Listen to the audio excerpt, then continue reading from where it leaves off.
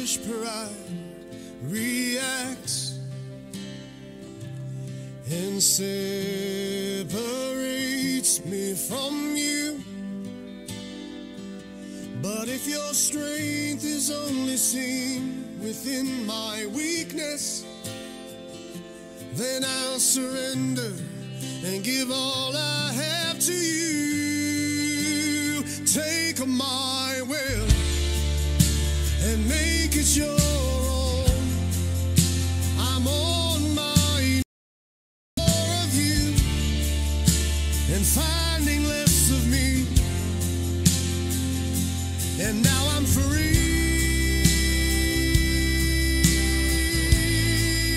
So take my will.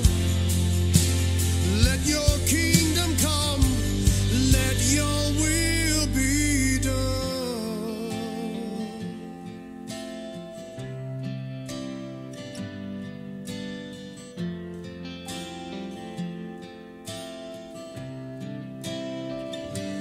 Your hands, they wide, find the need.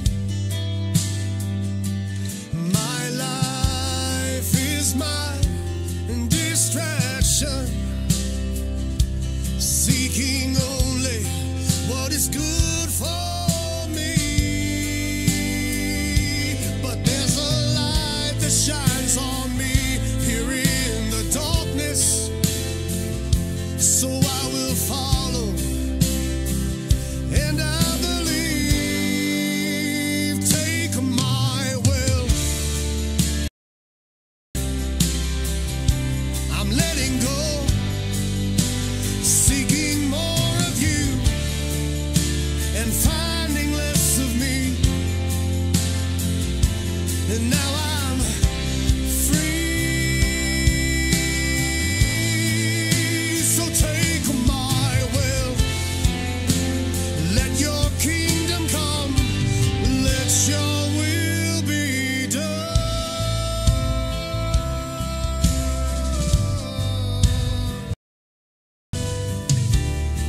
Let your will be done, God.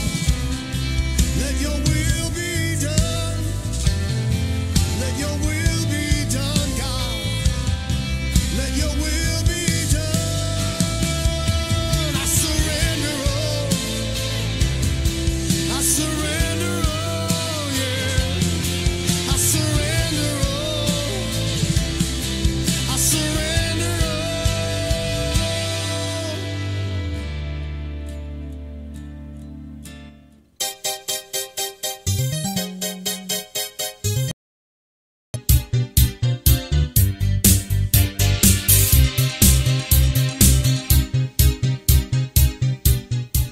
Good morning and welcome to Synetos Radio. I am your host, Danae McDaniel, and this is a place where we have real conversations about real financial matters.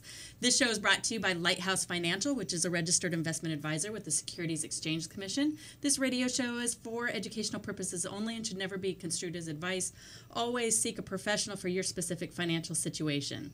Now, I get to be here every Tuesday at 9:30 a.m., and it is a glorious March morning. And again, we're finishing up our theme today. Great music in the background going on. Thanks, Sean. I have Sean here with us as well, who is our sound engineer. And so I also have a special guest with us today, George McDaniel. He is the founder and CEO of Lighthouse Financial. If you've been listening to the show, then you know that he was here a couple weeks ago. Yay, George. Everybody clap for George this morning. Thank you so much for being on the show today. Well, thank you, Danae, for inviting me. Well, it's great to see you. And today we are wrapping up this theme of planning instead of luck, that it does take some strategy, some intentionality. And so we're going to be really speaking 25 years. So I'm really excited to have this conversation with you today, George. Great. Looking forward to it. Fantastic. So, when I look at financial planning, and I've been meeting with a lot of people this year, as the economy is recovering, life is getting better, jobs are feeling a little more secure, people are starting to look at their retirement accounts and are really getting this sense of dread of, oh my gosh, this is such an overwhelming process. How do I now get ready for retirement and make sure I can have the lifestyle I want. And so, can you name some major focal points that people need to consider when they're preparing for retirement? Sure, Danae. Forward how many years you might be retired. That's a key decision point. The other one is lifestyle. What kind of lifestyle do you want and expect during retirement? Right. Do you everyone want to travel? Has dreams. Yes, everyone has dreams, and are those going to come true or not? Right. And then the third probably is the key to the emotional ability to retire. Are you ready to retire, and have you prepared yourself emotionally to accept a change in lifestyle once you do retire? When we talk about age, there is this sense that most people say, I'm going to retire at 65, or I'm going to retire at 55. Yes, what's interesting, Danae, is that many times those individuals who are preparing to retire do not actually meet the goal of retirement of the age that they want to retire. Less than 40% of those who plan to retire at 65 actually make it to 65. It could be health in the family. It could be caring for a loved one. It could be caring for a spouse. It could be job related. The job goes away, right. Or is relocated. So those are some key things. And also, just oftentimes what I find is that individuals' health doesn't always follow along your goals. So they may interfere with you achieving your age limit and may force you to retire earlier. Right. So is more than half of people, in fact, it's almost about 75% of people, really believe they're going to retire at age 65 or later. Then they actually, the majority, more like 66% of people end up retiring before full retirement age. So looking at those genetics, right? Looking at, okay, if you're a gentleman, how many guys in your family or men in your family are working longer? If you're female, how many women in your family are actually retiring earlier? It's a lot more common for women to retire earlier. That's realistic for your retirement age. That's right. You decide you're going to retire earlier than you planned. Of course, what that means is that you're going to be retired a longer period of time. Right. And that has to do with funding. So you're going to have to fund your retirement Those for a few more years. Than you were planning on. Absolutely. Okay, so talk to me a little bit now about lifestyle, because people look at, okay, if I have 75% of my incomes, in my retirement years, then I'm going to be perfectly fine, because that's what the generalities are telling me that. There's more to it. Because I set you up for that. Because everyone during their working years are thinking about the retirement years, thinking about the things they can do that they can't do when they're working, and so they build that expectation up as to what they want to achieve during their retirement years. Oftentimes, you have to bring that back into a reality check at the time you're planning on retiring and making sure. Because you bring a couple together, and they may have very divisive or separate lifestyle completely plans. Different goals. Oh, absolutely. I'll give you an example. Here a few years ago, I had a couple, and the husband, who was very much an outdoorsman, loved hunting, fishing, and his dream of retirement was to be somewhere goat hunting. Right. Let me guess. His wife wanted something a little more refined. Oh, yeah, very much so. Wanted to be near the beach, and was really looking forward to the theater and those kind of activities. And it was an interesting discussion. And this discussion actually took about 2.5 hours because they had not talked about it. They had not really discussed what each one of them would hope to achieve in retirement. Right. So I gave them a homework assignment when they left that evening, and said, you need to do some research in the areas that each of you could feel close enough to a city that you could commute, right? But not so far that, or not from so nature. close that you, from nature that you can't get to those other areas that the other person may want to enjoy. Right. So they came back about 3 weeks later, and they had chosen a place was ideal. Oh, they had spent a lot of time on the computer, and they really took it very seriously. and they retired about 12 years ago, and they're doing absolutely wonderful. Oh, that's fantastic. I love those kinds of stories where, you first come to that process, and watching that plan then unfold is really an exciting thing that we have in our profession, is just getting to see that success and all those uncertainties and unknowns and surprises kind of get laid out on the table and then sorted through. So I do think that lifestyle is definitely an area that people really need to focus on and have that communication. So you also mentioned a little earlier emotionally, psychologically retiring. So are you near retirement somewhere in there, George? Or are you thinking about these things? Is this close to your heart? It is interesting because I have different goals toward reaching retirement, and also, as I mentioned earlier, about during retirement.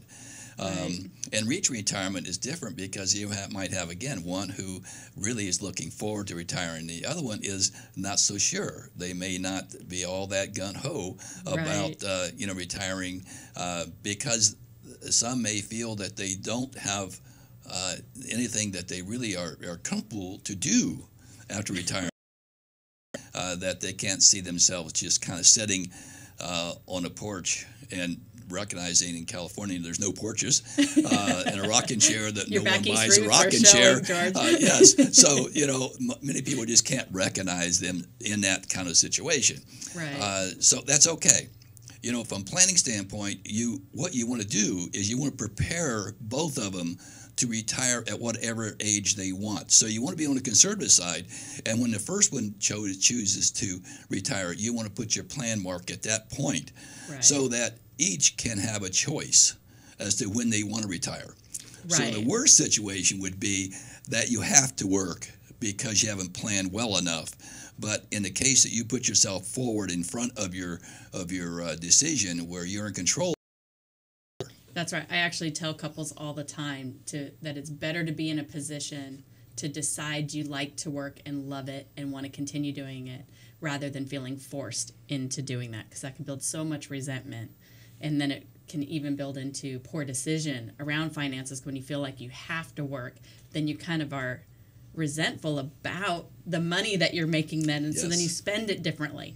So definitely having that plan in place is a really great way to go. Working with a certified financial planner, I think, is just so crucial. I am a little biased.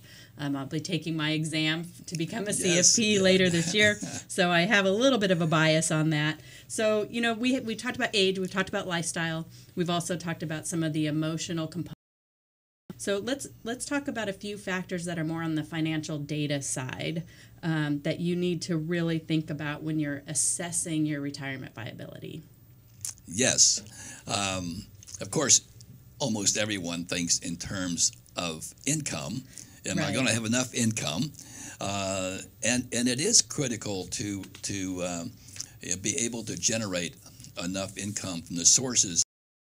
Years ago, speaking now of 10 years or so, the method of generating income during retirement really was considered to be a stool, and you had three legs to that stool. One leg was Social Security. Right. The other leg was pension plans, both pension defined benefit plans and also contributory 401ks. Right. And then the third being your personal investments. However, I know everything went 15 years ago, those companies in the S&P 500, 65% of those had offered some form of pensions for their employees.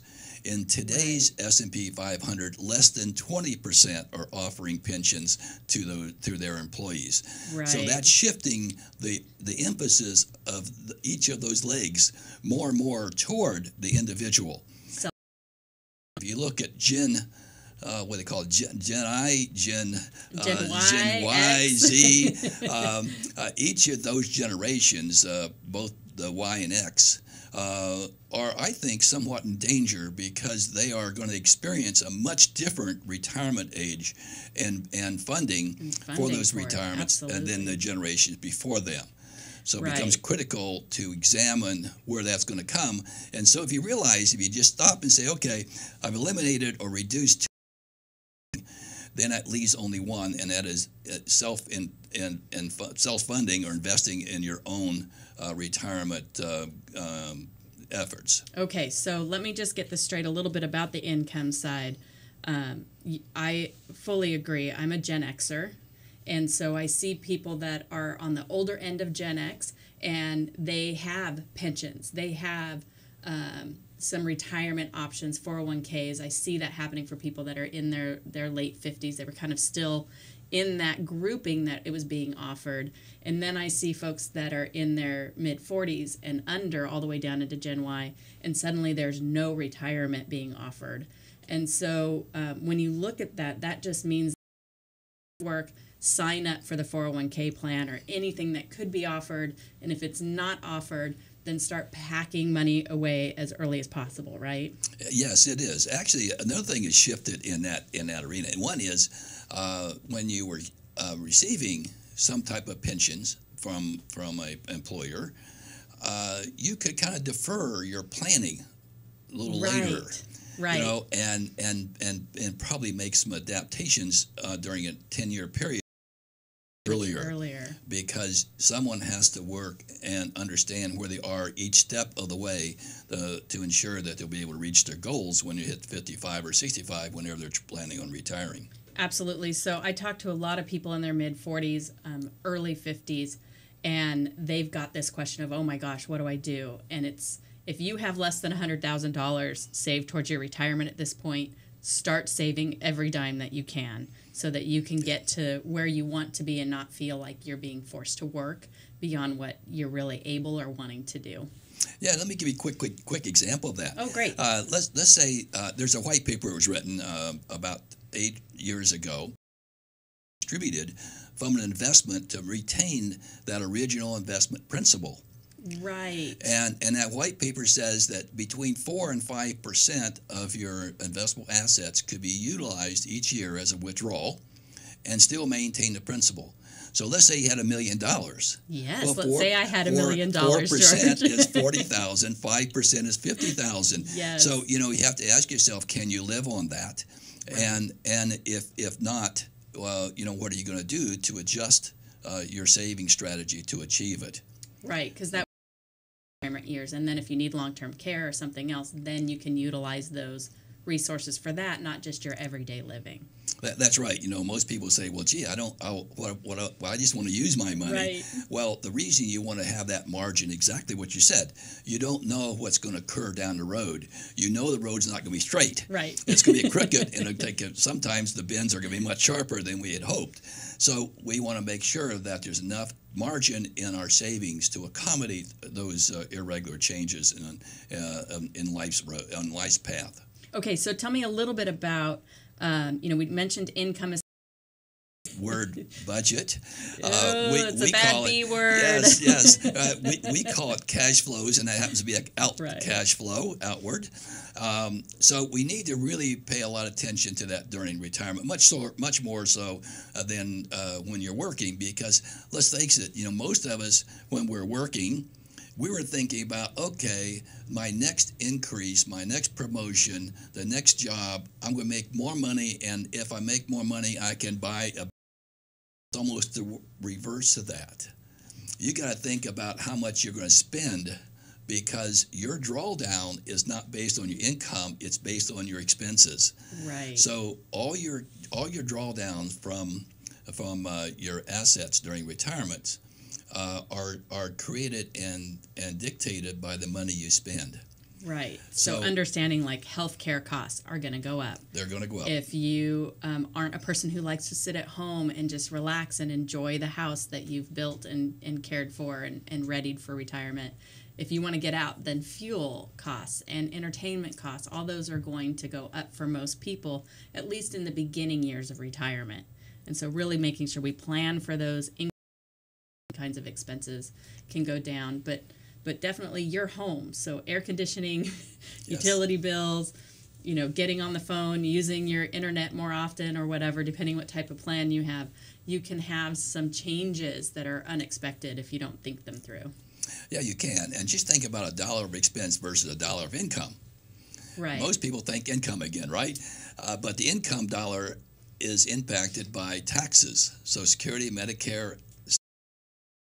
That's depressing, George. A dollar of expense that you cut out is a pure dollar that you're achieving. Right. Also, that kind of leads you into the other area is called inflation, right? That's right. Because even if we click say, okay, we can make it if our income covering our current expenses, we're good, we're comfortable. Well, your current expenses are going to go up every year. Right, about 2.5% to 3%. Yeah. The bank and it's making 1%. Well, guess what? That $1 million is going to be worth less next year by about 1.5% because the cost of living is going up 2.5%. That's right. And it's costing you more to buy the same products and services that you had this year. It's going to cost you more next year to do that. That's why it's so important when you're looking at investment options. You have to look at how much that return has the potential for that investment and ensuring that it's at least keeping up with inflation, even on a very conservative level. That's right. You got to add one more thing in there, though. Yes, sir. You got to look at if it's keeping up with inflation and need to feel comfortable that it is outpacing inflation and taxes, then you're making each year a gain.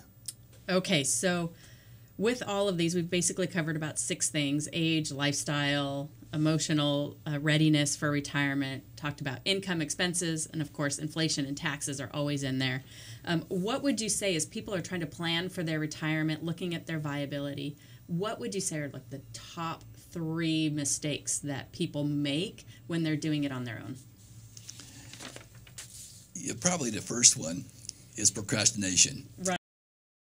And sometimes that procrastination comes from the attitude like some people who go to the doctor say, I don't want to go to the doctor because I don't want to hear what they might say, or I might have that big C yes. or illness, and so they don't go, right? Which is foolish, right? Because but anytime human nature causes us to kind of want to put our head in the sand about things. It does, right. and it's always interesting.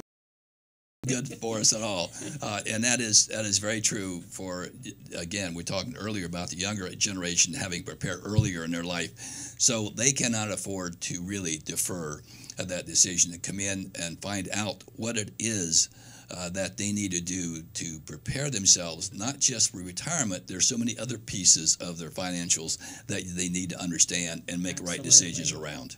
Okay, so procrastination, something we don't want to do, even though we have this huge desire to do in almost every area of life. We have to find that place in ourselves that says, I'm going to take action on this, and I'm going to do something.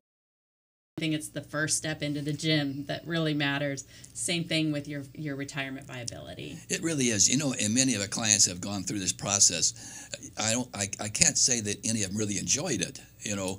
But when it was finished, they did really feel good about what they accomplished. They felt good about putting themselves in the front of all this decision making that needs to be made in life, and they were much, much more content. Absolutely. I don't know anybody that has ever regretted that they planned for retirement. No. Absolutely not, which kind of goes to the next mistake I think people make, which is really about they get to a place and they're just so done working. They say, I just don't want to do it anymore, and they retire without a plan, without any thought to it. Can you share a little bit about this? And your wife decide that you're going to go to New York and you have no idea how far that is, how to get there, and most likely what's going to happen is you won't get there. Right. So when you do it the last minute for planning, that's what happens. You go in such panic stage that you feel good initially about just getting away from your boss or getting away from that job, or even convince yourself you're not very healthy and you need to get away to take care of your own health. Then all of a sudden realization sets in and says, okay, what am I going to do now? Mm-hmm. And without a plan, you have no idea.